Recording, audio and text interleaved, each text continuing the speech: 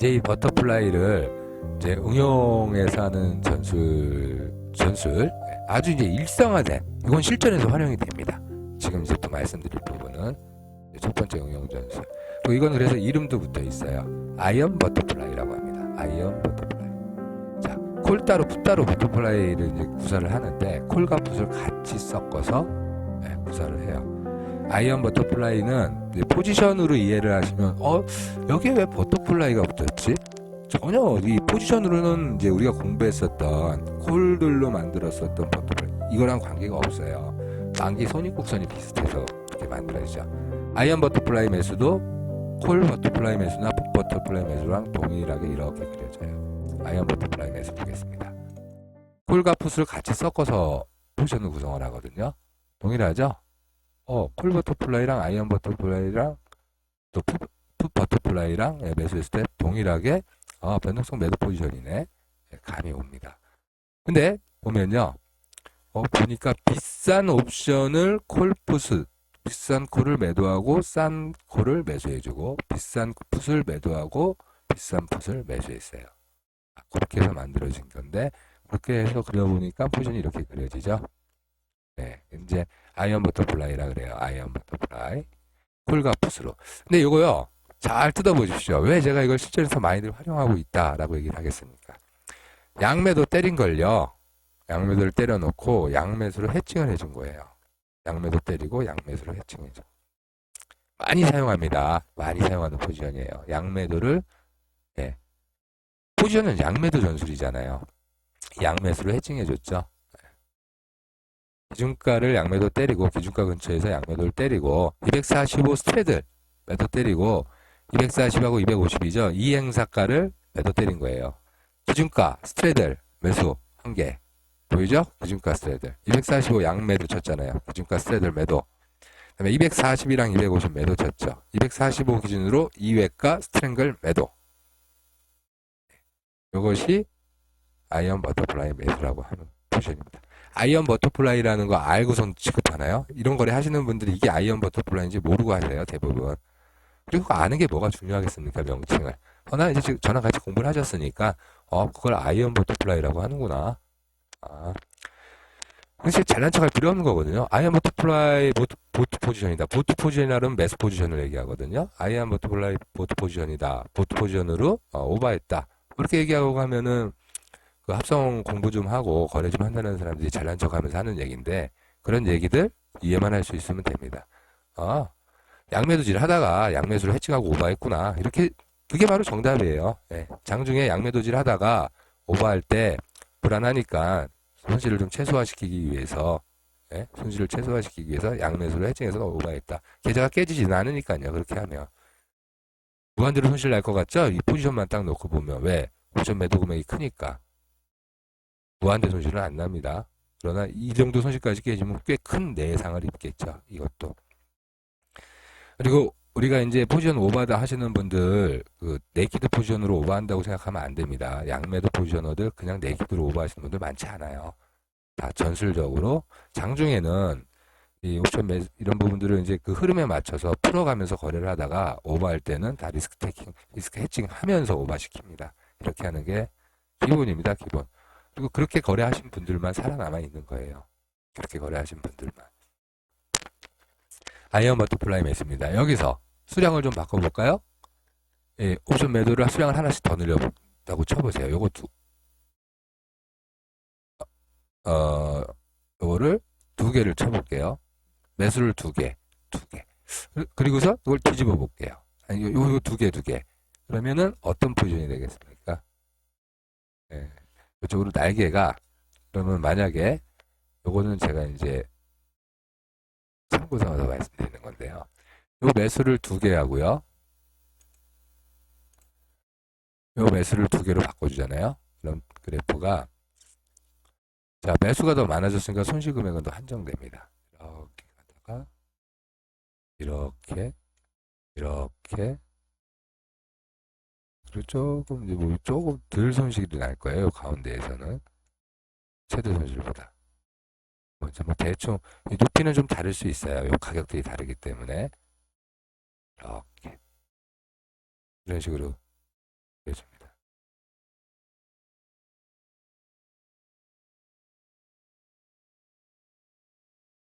이런 식으로 그려지게 될 거예요. 아이언 버터플라이를 매수한다. 아이언 버터플라이를 매수한다. 왜 제가 이 얘기를 드렸냐? 재밌는, 자, 제가 지금 옆에서 지금 이걸 그리고 있는데요. 이 포지션, 지금 제가 말씀드렸던 이 포지션 있죠. 요걸 딱 보면 이게 시글 포지션이죠. 시글 포지션이죠.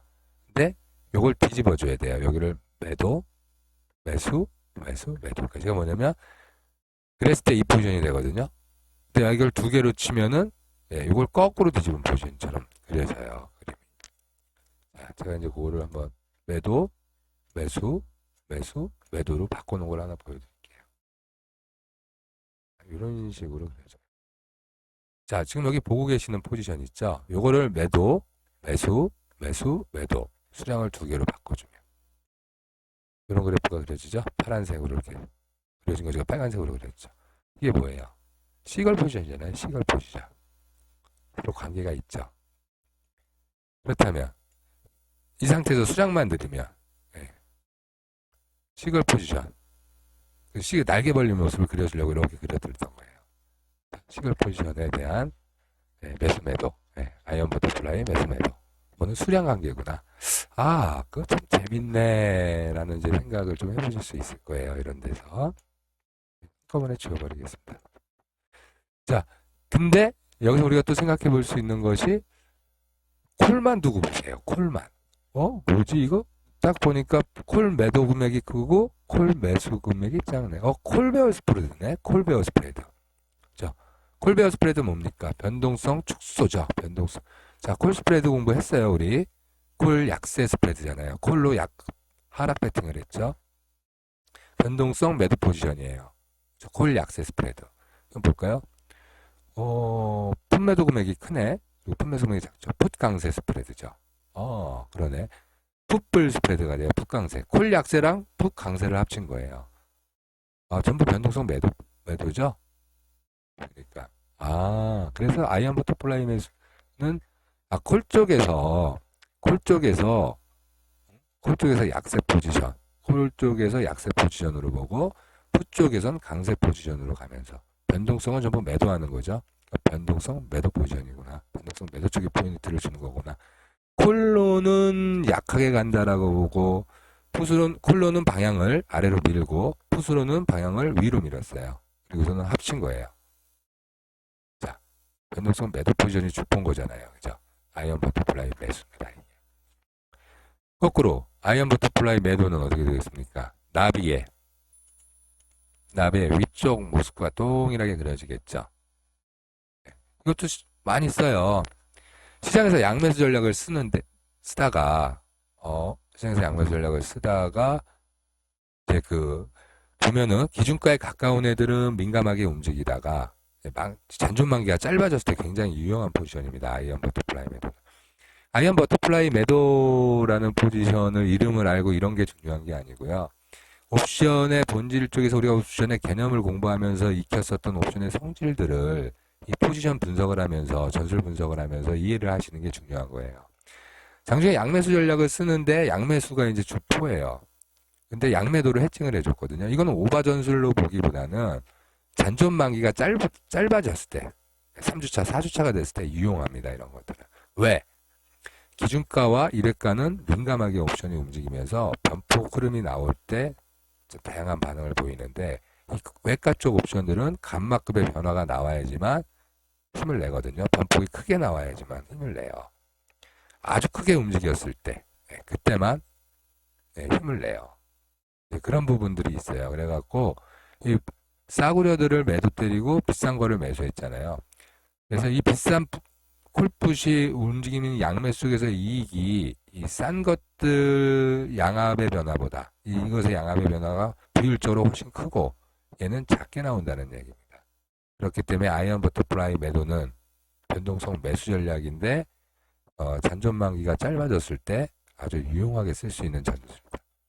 아이언 버터플라이 매도가 언제 유리하고 또 예를 들어서 이제 아이언 버터플라이 매수가 유리한 거는 최근이 유리한 거죠. 최근이 무슨 얘기냐면 최근 같은 경우에 이제 그 최근이라는 거는 이제 잔존만기가 길 때 얘기하는 거예요. 아이언 버터플라이 매수 일중에 거래를 한다 그러면 생각을 잘 하셔야 돼요.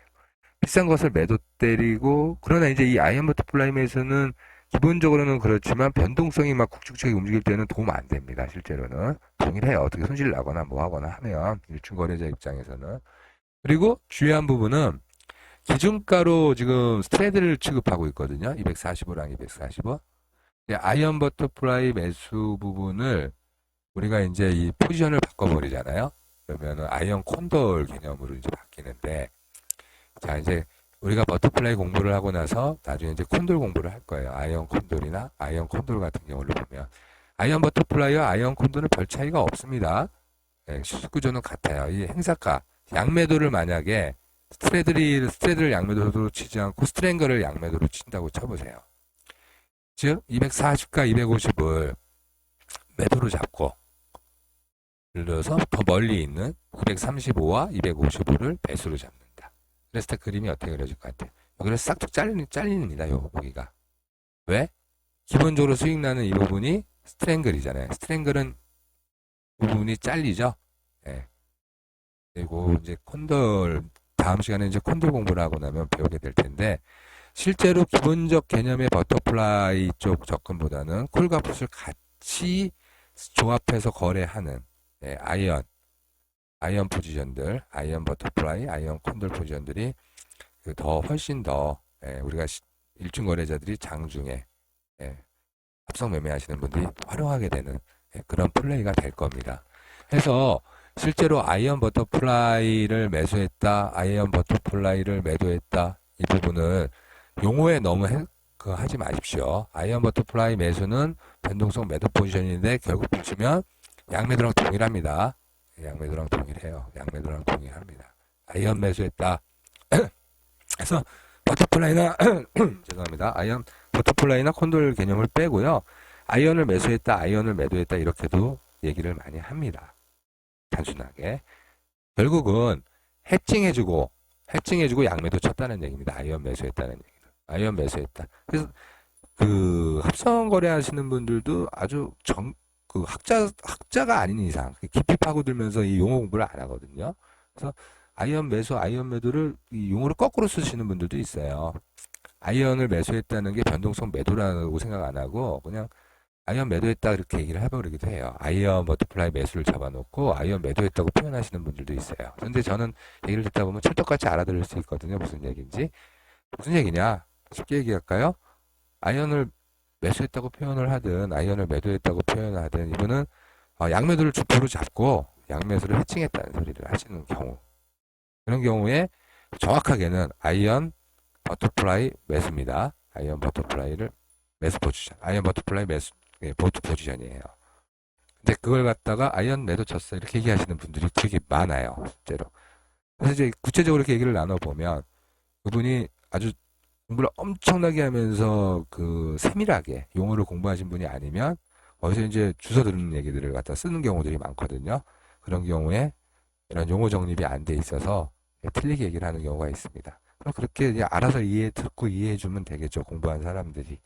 중요한 건 공부해서 그 용어를 알고 있는 게 아니라 어떤 상황에서 이런 포지션을 쓰면 수익 기반을 갖추는데 유리하고 손실이 어느 정도 해칭이 되고 리스크 테이킹 하는 부분이 어느 정도 수준인 건지를 알고 있느냐가 중요한 겁니다. 그래서 용어에 대한 부분들 양매도를 양매수로 해칭해 준 부분이 아이언 버터플라이입니다. 아이언 버터플라이입니다. 자, 아이언 버터플라이 매도는 자, 양매도를 해칭해 주는 겁니다. 보통 일반적으로 변동성 매도 포지션으로 일중의 흐름을 대하다가 일중 흐름을 거래를 하다가 보통 이제 양매수를 해칭을 해주고 이제 오버를 하거든요. 아이언으로 전환해서 오버하는 겁니다. 양매도 포지션을. 그러면 아이언 매수해서 넘겼다. 아이언 매수해서 넘겼다. 아이언 매수해서 넘겼다. 이 얘기는 양매수를 해칭해서 오버했다. 이 얘기입니다. 그리고 실제로 장중에 이렇게 보다 보면 콜 스프레드의 그만 지고 있어야 돼요. 콜 스프레드. 이게 뭐죠? 콜을 매도를 비싼 거를 했잖아요. 콜 약세 스프레드잖아요. 콜 약세 스프레드. 그렇게 손실과 수익 변화가 크지 않습니다. 크지 않아요. 행사가를 얼마로 벌리느냐에 따라 달라지죠. 행사가 조율 조정을 어떻게 할 줄 아느냐. 행사가 조율 조정을 어떻게 하느냐. 가격이 어떠한 가격이냐. 자, 이런 행사가 조절과 가격 조절, 진입 가격 이런 걸 따라서 이 그림이 다르게 그려집니다. 이런 형태에서. 자, 그 부분에 대한 공부는 옵션 중국 강의에서 할 겁니다. 아주 세밀하게 공부를 해야 될 부분이고요. 그리고 이제 그 부분은 저희가 이제 이 다음 시간에는 이제 콘돌에 대해서 강의를 할 건데 아마 아이언 버터플라이, 아이언 콘돌은 이제 이야기하면서 한 번 더 다음 시간에 제가 말씀을 드릴 거예요.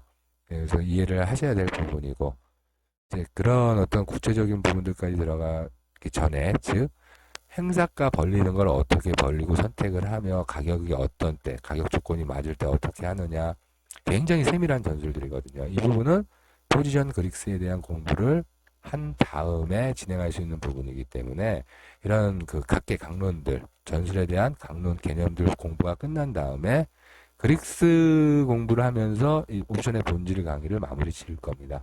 즉 옵션의 본질 마지막 강의는 옵션의 본질 마지막 강의는 옵션 그릭스 강의가 될 겁니다. 지금은 포지션 전술을 하나하나 검토해보는 그런 시간을 진행 중에 있는 부분이고요. 자, 이제 버터플라이의 응용 전술. 자, 아이언 버터플라이까지 공부를 했는데요. 응용 전술. 자, 이것도 콜과 풋을 동시에 활용해서 하는 전술이에요. 자, 콜 버터플라이를 콜 외가에서 구축해주고 풋 버터플라이를 풋 외가에서 수급해주는 전술입니다. 자, 이 날개를 딱 보니까 뭐예요? 그림이. 뭐라? 그죠? 날개잖아요. 이렇게 윗날개죠. 버터플라이 매도죠? 버터플라이 매도는 매수 전술이죠? 변동성 매수 전술입니다. 콜 쪽에서 변동성 매수를 취하고 풋 쪽에서 변동성 매수를 취한 거예요. 자, 이게 도대체 어떤 의미가 있을까? 이거는요,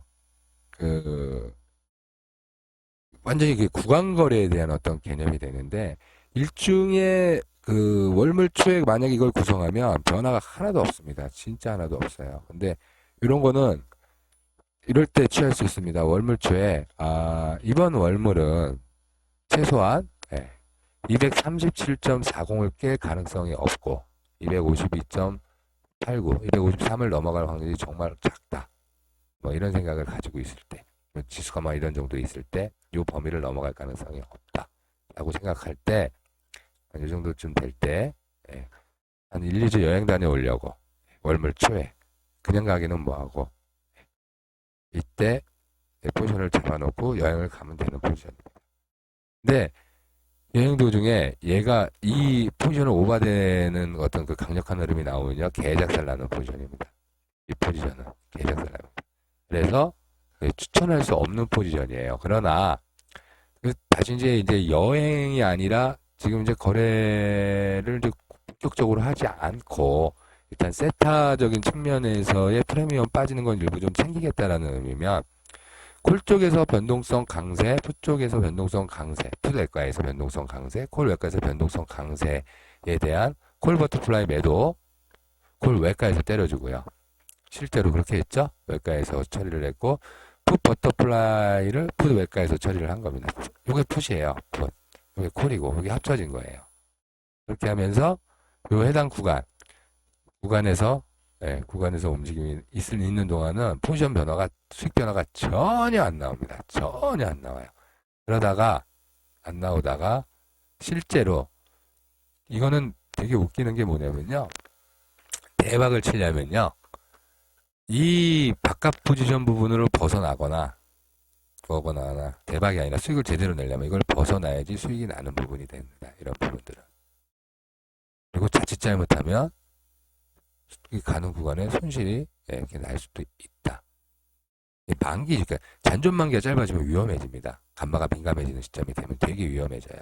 그러나 월물초, 그 다음에 잔존만기가 굉장히 여유가 있을 때는 그냥 그냥 아무것도 아닌 포지션이에요. 실제로. 예.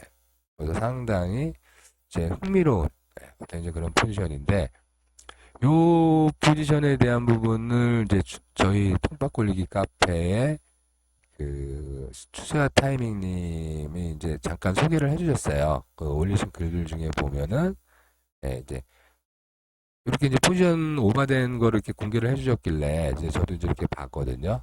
그랬더니 이제 역시나 여러분들 이제 월말 초였기 때문에 그냥 이제 포지션을 정리를 할 상황이 아니니까 정말 이제 거의 이제 무프로 넘긴다는 생각을 가지고 있을 때 이렇게 처리를 할 수 있거든요. 이걸로 만약에 승부를 건다 그러면은 저 싸움이에요. 만기의 포지션 싸움인데 만약 여기서 이렇게 끝나면 이 수익이 납니다. 그러나 이 구간에서 끝나면 이런 깊은 손실이 날 수 있어요. 만기에 위험해질 수 있다는 얘기예요. 네이키드 포지션이 될 수 있다는 얘기거든요. 이게 만기에. 네이키드 포지션은 거는 벌거벗는다는 뜻이에요. 리스크로부터 벌거벗은 게 네이키드 포지션이거든요. 네이키드를 꼴랑 혼자 있는 포지션이라는 뜻이 아니고요. 네이키드 포지션은 리스크에 노출되어 있는 포지션을 네이키드 포지션이라 그래요. 홀로. 예. 그래서 벗겨진 포지션이라고 해가지고 위험으로부터